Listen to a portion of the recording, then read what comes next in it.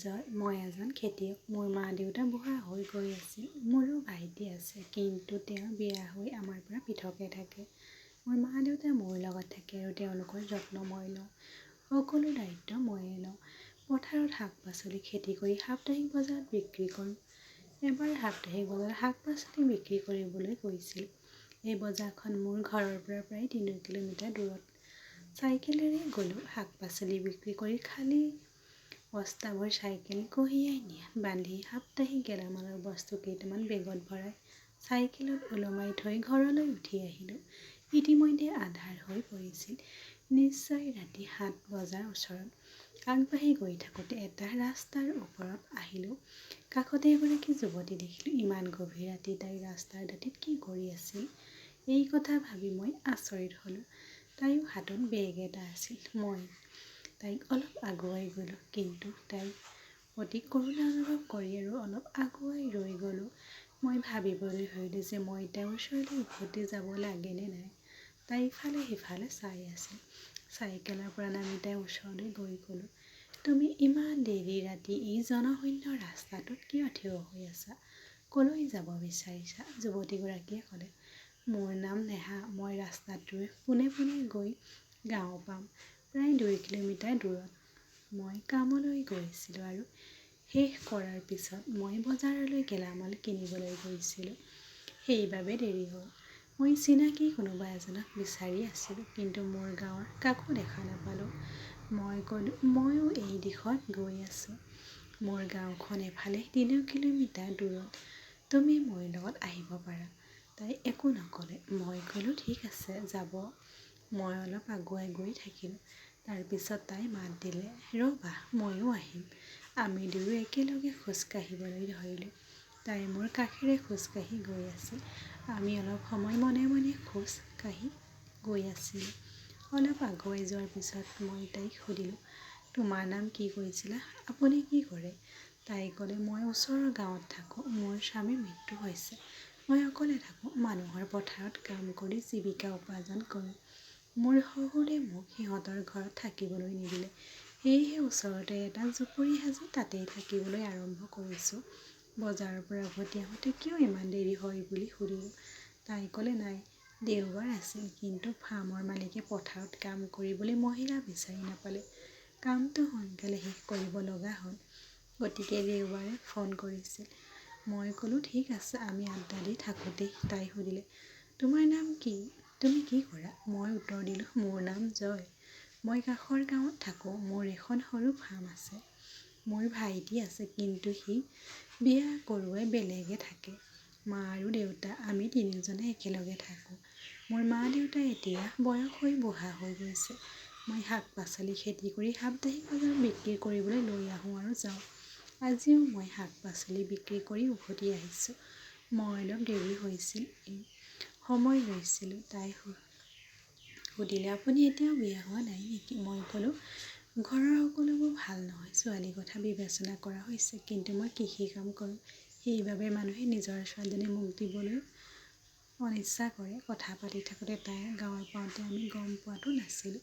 তাই ক'লে, এইখন মোৰ গাঁও। আৰু তাইৰ হাতেৰে তাই ঘৰখন দেখুৱাই দিলে। তাই মোক ধন্যবাদ জনাই ক'লে, তোমাক লগ পাই ভাল লাগিল, নহ'লে মোৰ বহুত বিপদ হ'লহেঁতেন।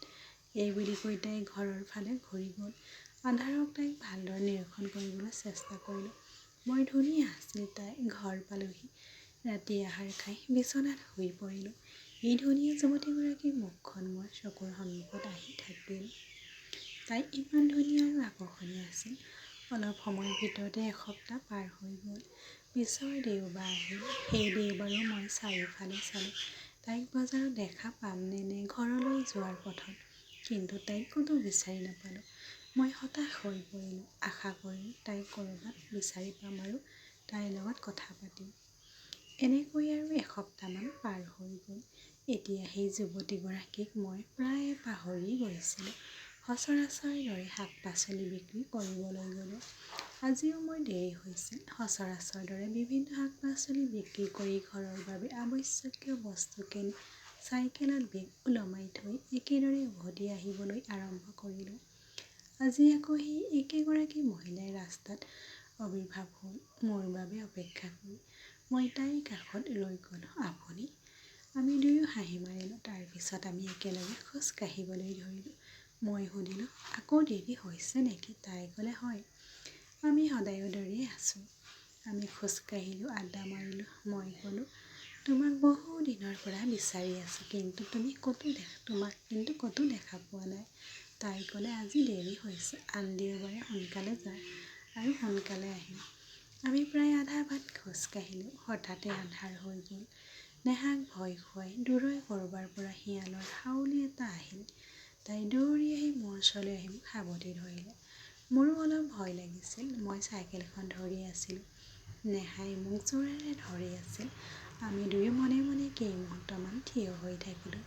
শিয়ালৰ হাউলি কমি অহাত নেহাই বুজি পালে যে তাই মোক ধৰি আছে।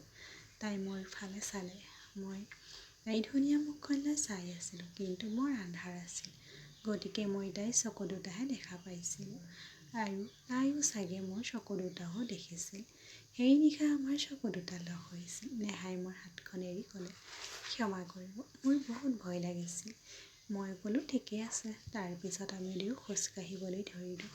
শিয়ালৰ হাউলিটো তেতিয়াও মাজে মাজে শুনা গৈছিল, কেতিয়াবা জোৰেৰে, কেতিয়াবা কোমল হৈ আহিছিল। সেইবাবে নেহাই খোজ কাঢ়ি থাকোঁতে মোক টানকৈ ধৰি ৰাখিছিল। মই উপভোগ কৰি আছিলোঁ। নেহাৰ মাতটো বৰ মধুৰ আছিল যদিও ভয়ৰ বাবে তাইৰ সুৰটো বেলেগ যেন লাগিছিল। খোজ কাঢ়ি গৈ থাকোঁতে আমি নেহাৰ ঘৰৰ ওচৰ পালোগৈ। তাইৰ ঘৰখন ৰাস্তাৰ পৰা অলপ ভিতৰুৱা, চৌপাশে পথাৰে আগুৰি থকা, গতিকে নেহা ভয় খাইছিল। মই তাইক ক'লোঁ, মই ইয়াতে থাকিম, তুমি অকলে যোৱা। কিন্তু তাই যাবলৈ সাজু হোৱা নাছিল। মই সুধিলোঁ, তোমাক থৈ আহিম নেকি? তাই একো কোৱা নাছিল। গতিকে মই যাওঁ বুলি কৈ তাইৰ ঘৰৰ ফালে আগবাঢ়িবলৈ ধৰিলোঁ। ৰাস্তাৰ পৰা আধা কিলোমিটাৰ দূৰত্ব আছিল ঘৰটো। খোজ কাঢ়ি গৈ থাকোঁতে মই তাইৰ ঘৰ পালোগৈ। তাই ক'লে, যিহেতু ইমান দূৰ আহিছা, যোৱাৰ আগতে অন্ততঃ চাহ বা ৰাতিৰ আহাৰ খাই যাব। মই নাকচ নকৰিলোঁ, কিন্তু নেহাই জোৰ কৰি দি ক'লে, অন্ততঃ চাহ খাই যাব। মই ক'লোঁ, ঠিক আছে। তাই দুৱাৰখন খুলি মোক পানী অলপ দিলে। হাত ভৰি ধুই ঘৰৰ ভিতৰত বিচনা এখনত বহিলোঁ। নেহাই মোক পানী আগবঢ়াই আকৌ দিলে। নেহাৰ মাত্ৰ এটা কোঠা আছিল। ইয়াত ৰন্ধা বঢ়াৰ বাবে এটা চৌকা আছিল। আনখন শুবলৈ খালী আছিল, আৰু তাইৰ সকলো বস্তু পৰিপাটিকৈ আৰু সৰলভাৱে সজাই থোৱা আছিল। অলপ সময়ৰ ভিতৰতে নেহাই চৌকাটোত জুই জ্বলাই দিলে। ঘৰৰ এটা চুকত ক্ষীণ পোহৰৰ লেম্প এটা জ্বলি উঠিছিল। চৌকাটোৰ পৰা জুই শিখা তাইৰ মুখত পৰিল। তাইক আৰু উজ্জ্বল আৰু ধুনীয়া যেন কৰি তুলিলে। নেহাক বৰ ধুনীয়া দেখা গৈছিল। মই তাইক ভাল পাবলৈ আৰম্ভ কৰিছিলোঁ। তাইক দেখি মই তেওঁৰ ওচৰত মোহিত হৈ পৰিলোঁ। নেহাই দুকাপ চাহ বনাই মোৰ ওচৰলৈ আহিল। তাই মোক এটা কাপ দি আনটো নিজৰ বাবে লৈ গ'ল। তাই মোৰ ওচৰতে বহি চাহ খাই আছিল। মই চাহৰ চুমুক দি তাইক ক'লোঁ, নেহা, তুমি কিয় পুনৰ বিয়া হোৱা নাই? তুমি এগৰাকী নাৰী, তোমাক সহায় কৰিবলৈ কোনোবা লাগে। মৰ্যাদাৰে ঘূৰি ফুৰা এজনো মহিলা সমাজে মানি নলয়। তাই ক'লে, মোক এতিয়া কোনেও বিয়া কৰাব নোৱাৰে। মই এগৰাকী বিধৱা। তাইৰ কথাও শেষ হোৱা নাছিল। মই তাইৰ হাতখন মোৰ হাতত লৈছিলোঁ। তাইৰ সূক্ষ্ম হাতখন আলফুলকৈ আদৰিবলৈ ধৰিলোঁ। তাইৰ হাতখন ইমান কোমল আৰু কোমল আছিল। মই ক'লোঁ, নেহা, মোৰ হৃদয়ত কি আছে ক'ব পাৰোঁনে? তাই মোৰ ফালে চাই ক'লে, কোৱা। মই ক'লোঁ, নেহা, মই তোমাক ভাল পাওঁ। মই তোমাৰ প্ৰেমত পৰিছোঁ। আপোনাকো সমৰ্থনৰ প্ৰয়োজন। মই এতিয়া বিয়া হোৱা নাই। মই তোমাক বিয়া কৰাব বিচাৰোঁ। ইচ্ছা কৰিলেও তোমাৰ ঠাইত যদি আন কোনো পুৰুষ থাকিলেহেঁতেন, তেন্তে তেওঁ মোৰ লগত বেলেগ ব্যৱহাৰ কৰিলেহেঁতেন। কিন্তু তুমি তোমাৰ সত্যতা আৰু সততা দেখুৱাবলৈ একো কৰা নাই। তাই মোৰ প্ৰস্তাৱ গ্ৰহণ কৰিলে। মই তাইৰ সূক্ষ্ম হাত দুখনত চুমা খালোঁ। নেহা আৰু মোৰ ওঠ দুটা ওচৰ চাপি আহিল, আৰু আমি চুমা খালোঁ। আমি ইজনে সিজনক টানকৈ সাবটি ধৰিলোঁ।